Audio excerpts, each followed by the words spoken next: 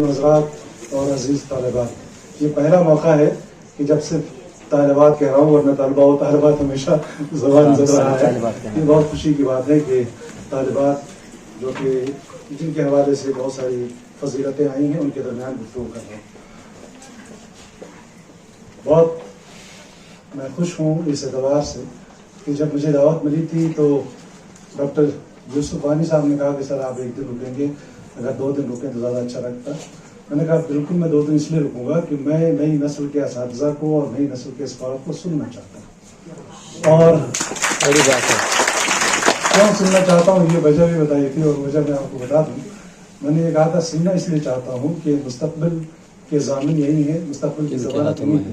ایک دوسرا یہ کہ ان کے کانوں پہ جو وراثت ہے اس کو یہ کس طرح سے سنبھال رہے ہیں، ایک تو یہ دیکھنا ہے، اور دوسرا یہ دیکھنا ہے کہ اس وراثت کو نئی نسل تک کیسے منتقل کریں گے، کیونکہ یہ بہت اہم چیز ہے کسی بھی تہذیب کے لیے، کسی بھی زبان کے لیے، کہ جو وراثتیں آپ کو ملی ہیں اس میں خیانت نہیں کرنی بلکہ اس میں مزید اضافہ کے ساتھ، مزید جلا کے ساتھ اگر آپ اس کو آگے بڑھاتے ہیں تب تو یہ کہا جائے گا کہ آپ قوم کے ہونہار سپوت ہیں۔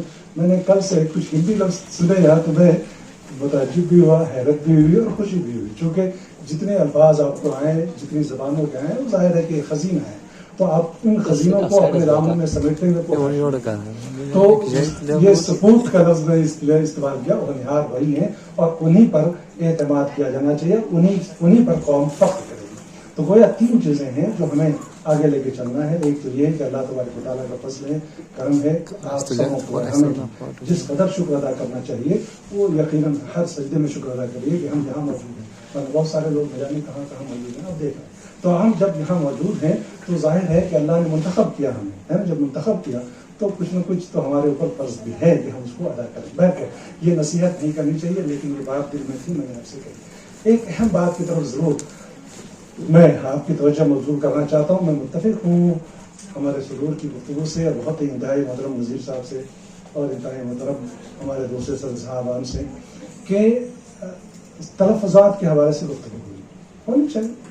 زبان کی خوبصورتی اس میں ہے کہ ادائیگی کس طرح سے ہو رہی ہے، اور یہ کہتے ہیں کہ زبان کیا ہے، بانسری جانتے ہیں نا آپ، مولانا روم کے حوالے سے ابھی گفتگو ہو رہی تھی، میں سمجھ رہا تھا کہ شاید مولانا روم کی وہ مثنوی نئے شاید وہ پیش کرتے تو میرا خیال میں سب سے بہتر مقالہ ہوتا کہ بانسری کی آواز میں جو درد ہے نا، ہمیں اس کی آواز بہت میٹھی لگتی ہے، اسی طرح سے بلبل کی آواز ہم کہتے ہیں بہت میٹھی ہے، لیکن اس مٹھاس کے پس پردہ جو درد ہے اس کو سمجھنے کی ضرورت ہے، اور ادب یہی سمجھاتا ہے۔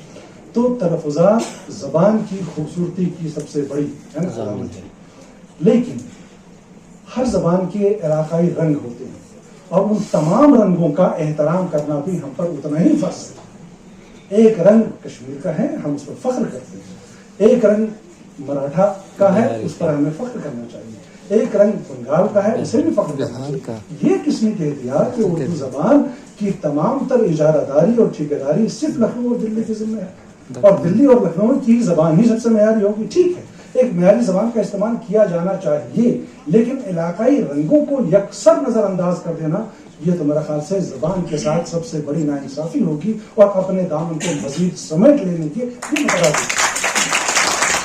مثلا میں ایک شعر آپ کو سناتا ہوں بنگال کا، شاید آپ لوگ بنگال نہیں گئے ہوں گے، ہے نا، لیکن وہاں ہوتا یہ ہے کہ زے کو جیم میں بدل دیتے ہیں، ہے نا، اور تذکیر کو تانیث میں، اور تانیث کو اب لڑکی آتا ہے اور لڑکا جاتی ہے نا، اس طرح سے بھی بولتے ہیں۔ اب سنیے کہ اگر اس رنگ میں اگر کوئی شعر کہتا ہے کہ میرا زندگی اور میرا ہے نا، میرا زندگی تو اداس ہے، نہ کھٹاس ہے نہ مٹھاس ہے، نہ کوئی آس ہے نہ کوئی پاس ہے، میرا زندگی تو اداس ہے۔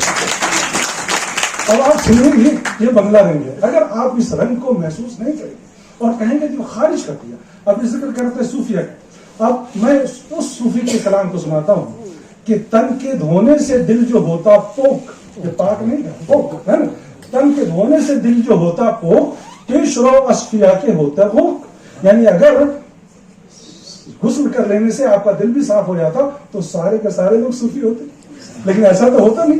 اور حیرت کی بات ہے، کبھی آپ نے غور کیا کہ پانی تو تمام غلاظتوں کو دھو دیتا ہے، لیکن پانی میں رہنے والی مچھلی سب سے زیادہ بدبودار ہوتی ہے. ایسا کیوں؟ کیا کبھی غور کیا آپ نے؟ ایسی حیرتیں ہماری دنیا میں ہیں جس پہ ہمیں غور کرنا چاہیے. تو زبان کے حوالے سے میں نے جو نوٹ کیا کل سے لے کے آج تک، پہلے تو میں مبارکباد پیش کرتا ہوں تمام مقالہ نگاران کو، تمام نظامت کرنے والے ہمارے دوست احباب کو کہ بہت ہی خوبصورتی سے آپ نے پیش کیا. مبارکباد قبول کیجیے، دل سے دے رہا ہوں مبارکباد، اسے قبول کیجیے. اچھا، اب میں نے جو غور کیا وہ دو باتیں. ہر لہجے، ہر علاقے میں یہ ہمارا اللہ کی قدرت کو دیکھیے کہ ہونٹ سے لے کے پلیز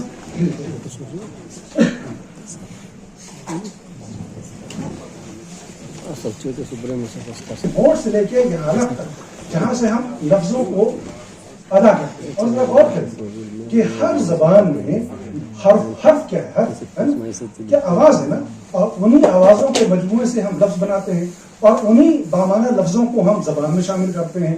تو ہر زبان میں حروف کی تعداد الگ الگ ہے، لیکن مخارج ایک ہے نا. ہر دنیا کی ہر کونے میں چلے جائے، ہونٹ سے لے کے حلق تک تو سبوں کے پاس ہے یا نہیں، لیکن اس کو ادا تو ہر آدمی رکھتے کرتا ہے. تو اب اگر ہم نے کشمیر جو ہم نے محسوس کیا جناب وہ یہ ہے کہ ہاکاری آوازیں اور مشدد آوازیں، ٹھیک ہے، ان آوازوں کو ادا کرنا آپ کے لیے مشکل ہے، تو ہم اس کو مانتے ہیں اور اس کو یہاں کا ایک رنگ تسلیم کرتے ہیں، ہم اس کو خامی نہیں تصور کرتے. لیکن اعراب، حرکات و سکنات میں اگر کوتاہی ہوتی ہے، غلطی ہے تو سوچنا پڑے گا. میں گڑبڑ نہیں کر سکتا، غلطی ہے لیکن سوچنا پڑے گا اور اس پہ ہمیں عمل کرنا پڑے گا. اور دیکھیے نا، آج تو کتنے خوش نصیب ہیں ہم. بولے پہلے یہ تھا کہ کتابیں نہیں ہوتی تھیں تو لوگ مستعار لیتے تھے، مستعار نہیں ملتی تھی تو لائبریری میں جاتے تھے. اب تو آپ کو ضرورت کہیں جانے کی نہیں ہے، آپ کے پاس تو سلیمان کی انگوٹھی موجود ہے. کیا ہے؟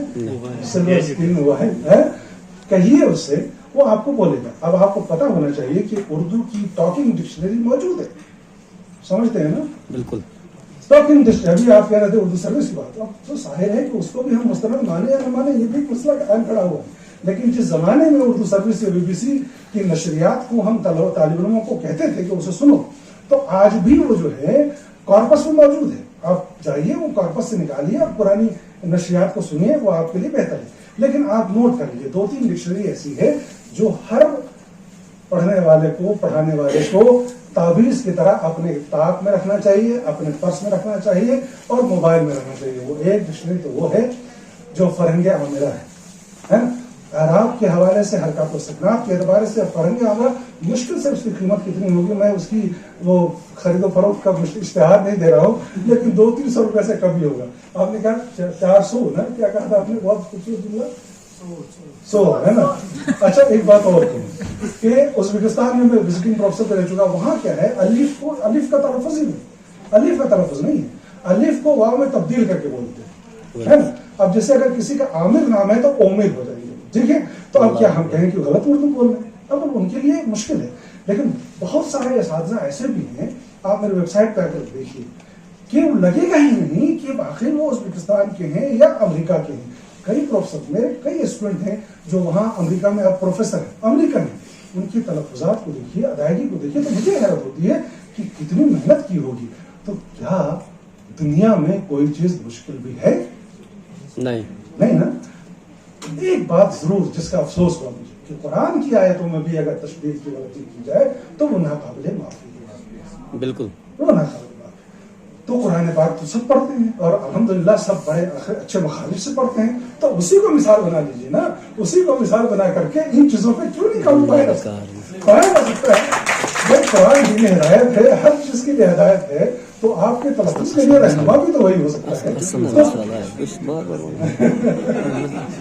تو یہ ایک علاقائی رنگ ہے جس پہ مجھے تو کم از کم فخر ہے. اور الحمدللہ جب میں ڈائریکٹر تھا تو میں نے ایک پروجیکٹ شروع کیا تھا اردو کا علاقائی رنگ. اتفاق سے کہ وہ مکمل نہیں ہو سکا، جس میں ہر علاقے کے جو رنگ ہیں اس کو اپنانے کی ہم نے بات کی تھی، اور یہ تھا کہ اس کو اپنایا جائے اور یہ کہا جائے کہ یہ اردو کا وہ گلدستہ ہے جو مختلف علاقوں میں مختلف طور پر پڑھا جا رہا ہے، پیش کیا جا رہا ہے. تو ایک بات تھی جسے میں نے کہنا ضروری سمجھا، میرا خیال ہے فرنگ عامرہ کی ہے، یہ بھی آن لائن دستیاب ہے، ابھی شاید وہ ڈاؤن ہے، اس پہ مخارج بھی ہے موجود ہے.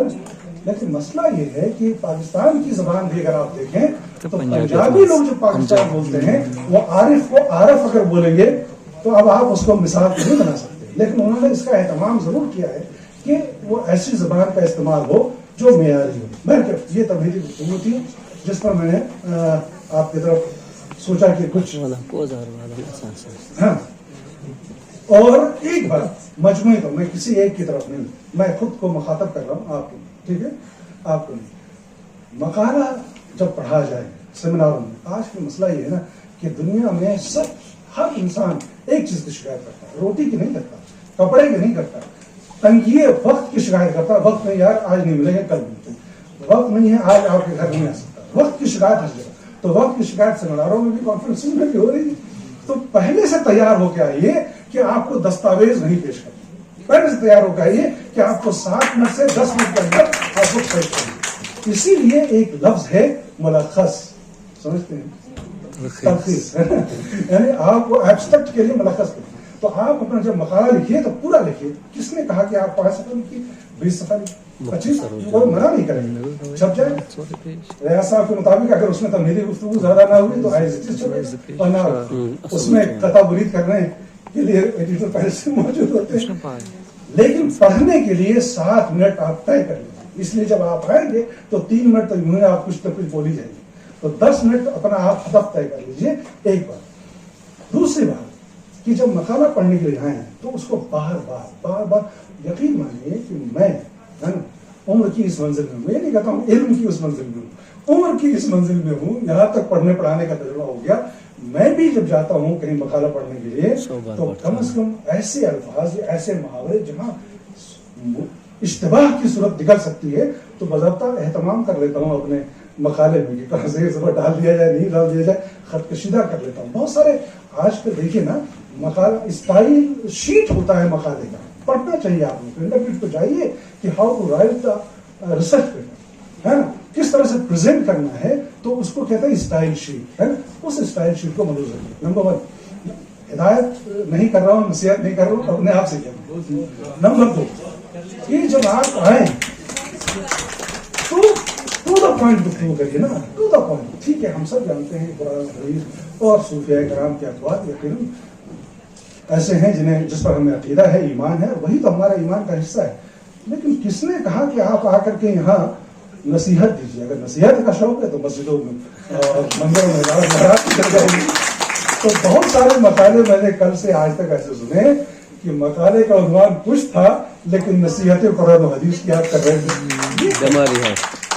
یہ نہیں، میں انسان دوستی کو اس لذت کو بہت دنوں کے بعد ہی پہچانا۔ تو فرشتے اور انسان میں بنیادی فرق یہی ہے کہ فرشتے یقیناً کوئی گناہ ان سے سرزد ہو ہی نہیں سکتا، اس معاملے میں بہت افضل ہے، لیکن انسان جو گناہوں کا پتلا ہے اسے اشرف المخلوقات کہا گیا، لیکن ایک خوبی اس کے اندر دی گئی، اور وہ خوبی کیا ہے؟ وہ خوبی ہے محبت کی، اور وہ خوبی ہے اس لذت کی جو انسانی لذت کا نام دیا جاتا ہے، جسے ذوق جمال کہہ سکتے ہیں۔ بہت خوبصورت مقالہ تھا۔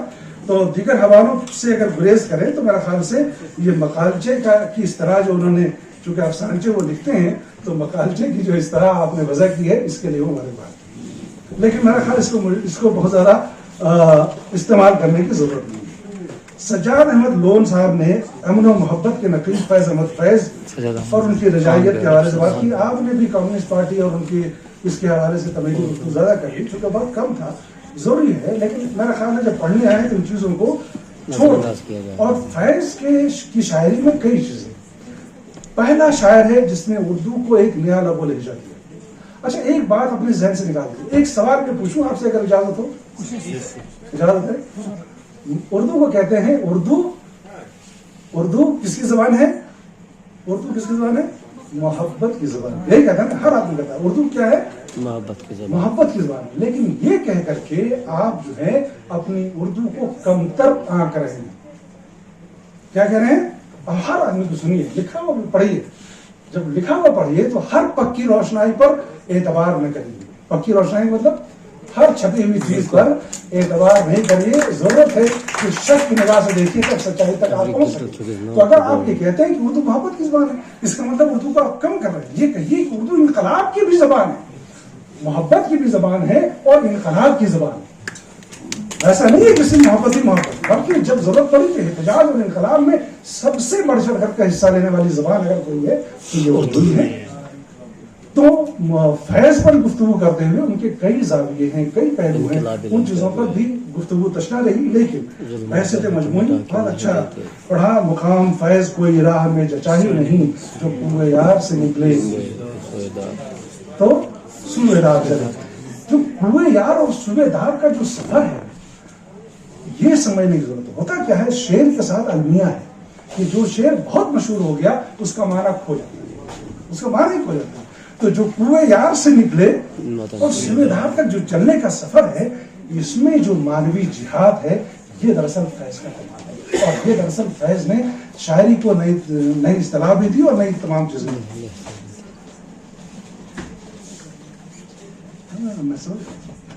ٹھیک ہے، تو بہرکیف